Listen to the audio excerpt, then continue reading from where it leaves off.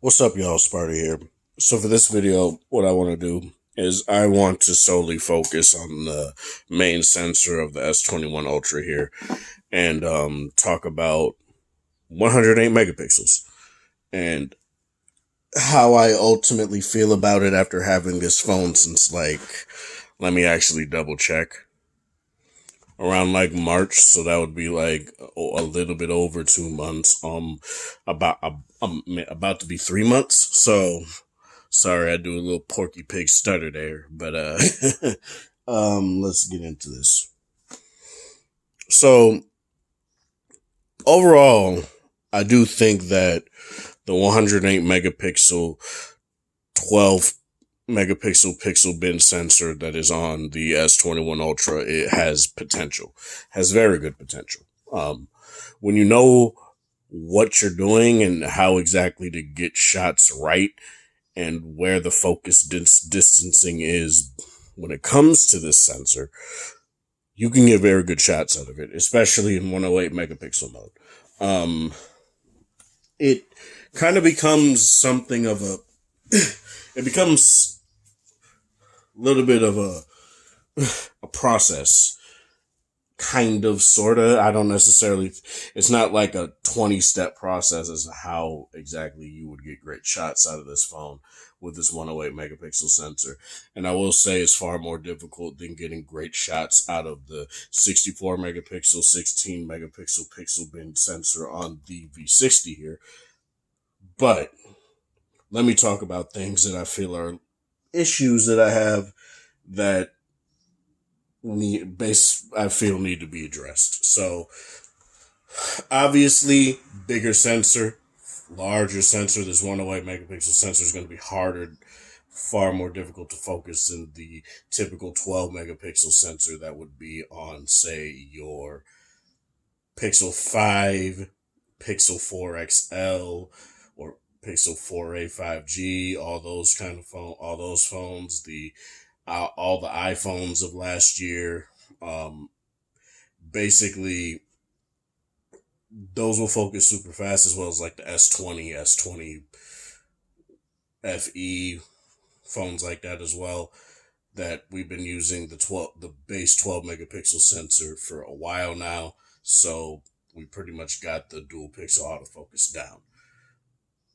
The problem that comes with this phone is that since there's really no dual pixel autofocusing on this large ass sensor, you're going to need something to assist you with focusing, right? And that's where this baby comes in, the laser autofocus. Now, I have nothing against laser autofocus. I feel like when it's paired with the right phone, it can do very well, and at times be be as good as dual pixel autofocus. For example, the LG G7 has laser autofocus. Let me grab it here real quick. As you guys can see, it's right under the flash right there, and it makes this phone focus pretty goddamn fast, faster and more accurate even over what this phone can do. But I feel like the laser autofocus on this phone is okay. Like it can definitely be very fast at times, but I feel like it's a little bit slower than what LG's implementation of focusing is on here, where it does indeed use the Z camera or the TOF, time of flight camera, that's on the back of the phone to aid with focusing. It's not like, say, the G8, where it just uses regular autofocus, which does quite well at times, but you can indeed get very fast focusing on this phone, and you guys can look at my autofocus comparison between these two phones that I did a few videos back, and you'll see exactly what I'm talking about. So focusing on this phone, it's fine. It's again, it's not terrible at all. So I'll indeed show you guys as well. So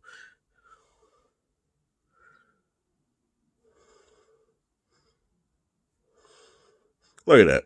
It's not terrible.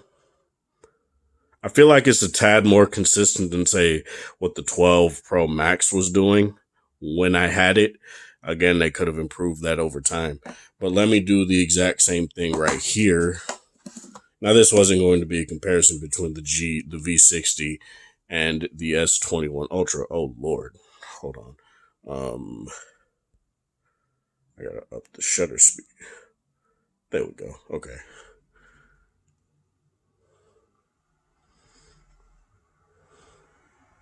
Look at how much faster the V60 does this, right? Now I know, smaller sensor, but it also bends at a higher megapixel count than what this phone does. So let me stop this down. There we go. Okay, so yeah, there you go with that. The focusing isn't terrible. That's what I'm going to say here. It's not what I saw from, say, the S20 Ultra, where you would just get very inconsistent focusing most of the time. I would say 80 to 90%, 80 to maybe 95% actually of my shots come out focused. But the problem is that I do tend to have is that it tends to come out. It tends to come out focusing on the wrong thing at times. So let me show you guys here real quick exactly what I'm talking about. No, not Facebook, the gallery. So, and I'll also show you guys the differences that I see between the 12 megapixel and 108 megapixel and how I feel exactly what it tends to do and how I am not really all that big of a fan of it. So, God, I gotta do this again. Okay, so this is a 12 megapixel photo right here. Let me lower the ISO. There we go. So as you guys can see here, it's a quite detailed photo. There's really no problems with any sort of detail on this 12 megapixel version of this photo at all. You get the same amount of background blur in either 12 megapixel or 108, so you don't have to worry about that. That's just the nature of the sensor itself. So that's not something that you'll really benefit from going into 108 megapixel mode. So yeah, overall, the water drops on this leaf look really nice in the 12 megapixel mode. It just tends to be a little bit more defined, and I do like that. Whereas on here, on the 108, I do see a little bit less of some definition in certain areas. I do feel like there are areas where it does do well, but overall, I do feel like the leaf itself is far less defined than what it is in the 12 megapixel photo right here. Now, obviously, you could zoom in far more, so you'll see a little bit more issues when it comes to that.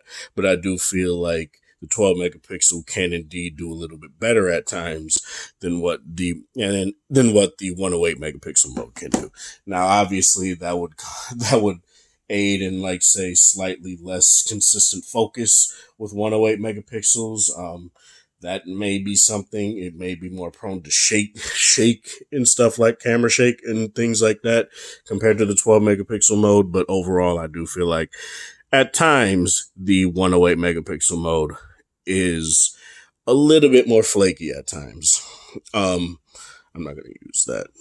All right, so let me use this. And I'm going to use this as an example, comparing it to the LG V60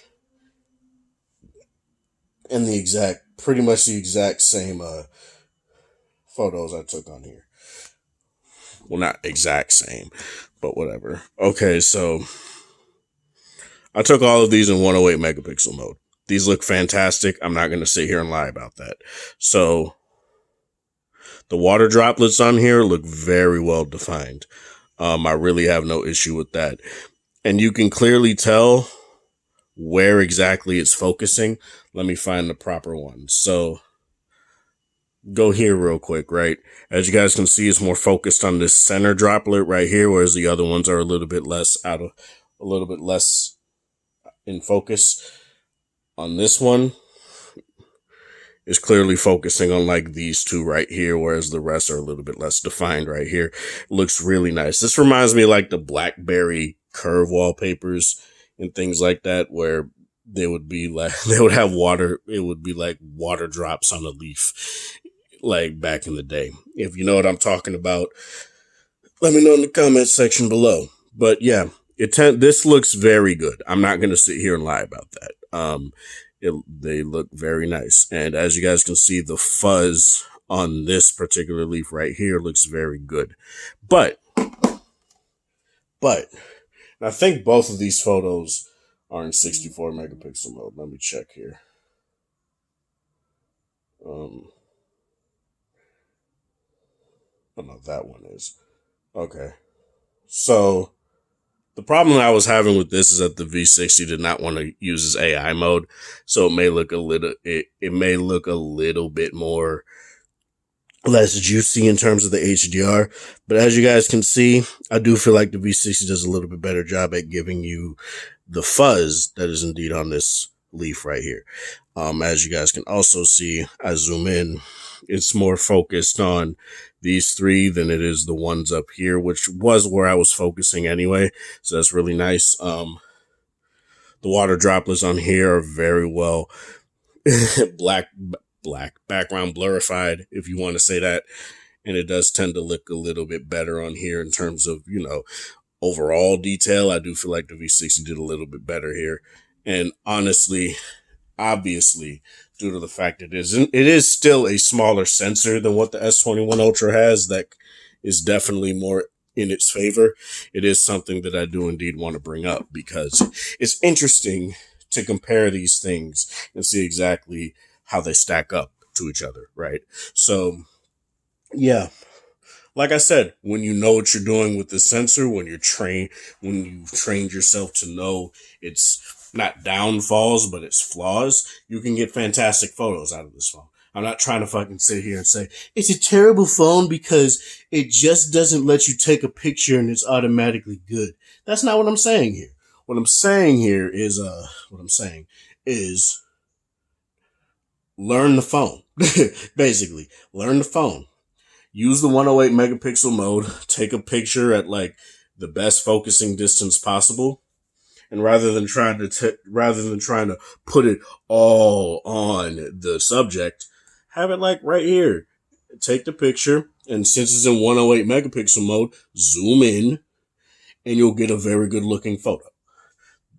This is something that I do have a problem on both of these phones with, and that's the fact that you can't use the full megapixel count in manual mode. It's less of a problem on here because you still get 16 megapixels and it looks good. But I tend to not like the pro mode photos out of the S21 Ultra because they do come out a little bit less defined. I can tell because there are definitely instances where the V60 just looks sharper, and it's not like over sharpening like what Samsung likes to do. It's just noticeably more sharp. Subjects tend to be more sharp on the V60 due to its higher bin megapixel count. That's it. And that's not something that I'm going to slag the S21 Ultra for. Due to how large the sensor is, it pretty much had no other choice but to be binned at 12 megapixels, unless they were going to do like 54 megapixel binning or something, if they could even do that, just so it can actually go up to 108. But, whatever. Yeah, like I was saying, this phone, very good. This camera is very good. I've talked and praised the telephoto lenses on this phone a lot. I don't really care about the wide angle. I don't use it that much, but it is nice that you can indeed record in 4K 60 on the wide angle. But overall, I do feel like Samsung can do better. I personally feel if they just use a time of flight sensor instead of laser autofocus, that might help a little bit more for focusing, because those things are better for depth mapping and things like that. So so the phone could actually tell the distance between subjects and things like that far better than just a laser pointing at one subject and not knowing exactly which subject you want to focus on. But anyway, that's all I want to say for this video. This is Sparta. Thank you guys for watching. Thanks for support. Hope you guys have a wonderful Saturday. I was about to say Sunday, but technically it is my Sunday. Saturday, whatever time or day it is in your area. Have a good one.